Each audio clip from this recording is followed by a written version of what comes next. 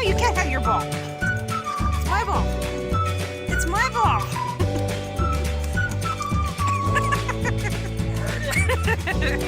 Nope. Hey.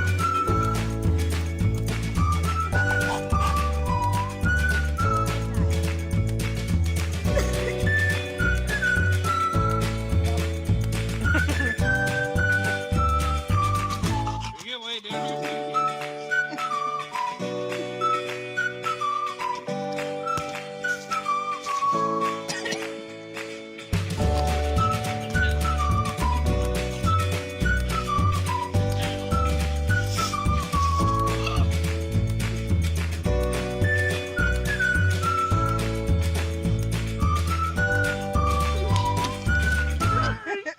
That's why they sit down.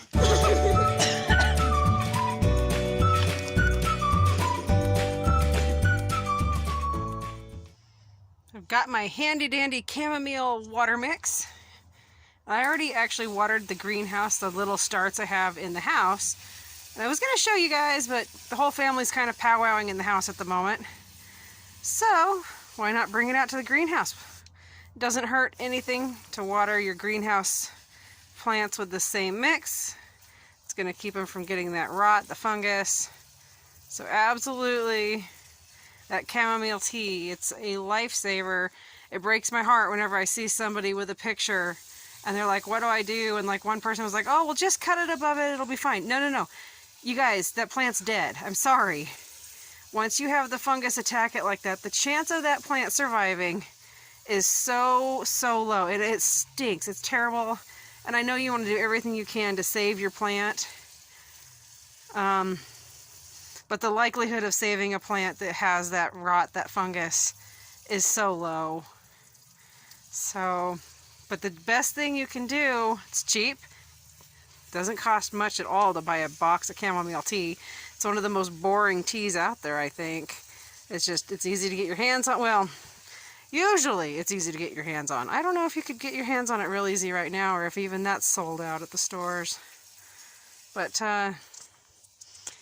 usually you can get your hands on it. Dollar stores, you name it. Lots of places have it. So, but yep, I'm just going to water these guys and then get on with evening chores. So I said I was going to come in here and replant this tray of beets because they had gotten soggy and they weren't emerging. But check this out. So I haven't really watered it much at all. I've pretty much ignored it. And it's paying off. There's a seedling, 2 more seedlings. I mean, they're literally all over in here popping up. So I'm glad that I gave it a couple extra days. That means I didn't just take this out and lose these seedlings. So I'm gonna wait, see what it does. Always give nature a chance. I know, like right now, I'm a little impatient. I would rather just get the next thing growing. However, got to give nature a chance. So I'm giving it a chance. This tray is actually filling up now with seedlings. So we're gonna see what happens. These are beets that I started.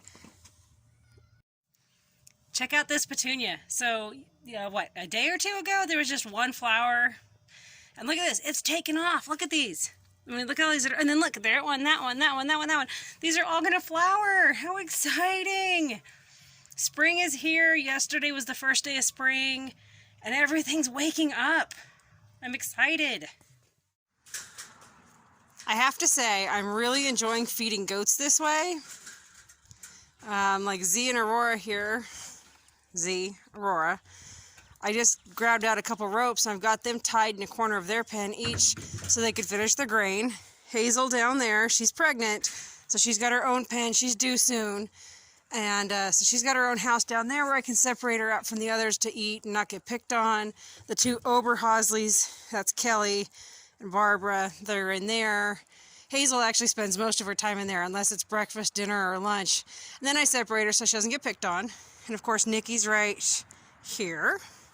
These 2 dinglings are right there for the moment. And Piglet is still in her regular spot because we did not get this done today like we thought we were going to.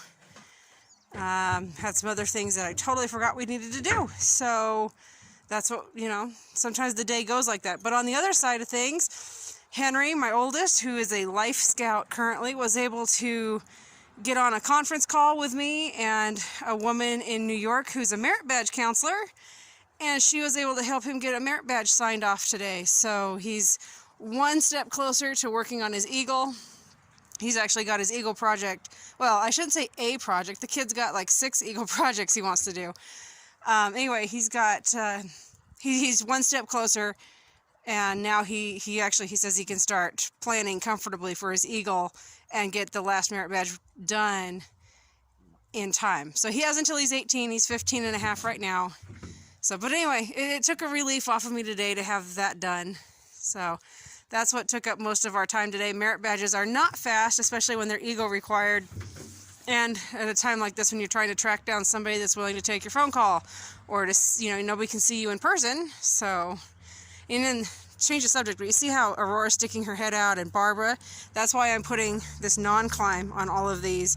Because if they had horns, or if their head was slightly bigger, or say they put it through the wrong sized hole, a goat can get their head stuck. They panic.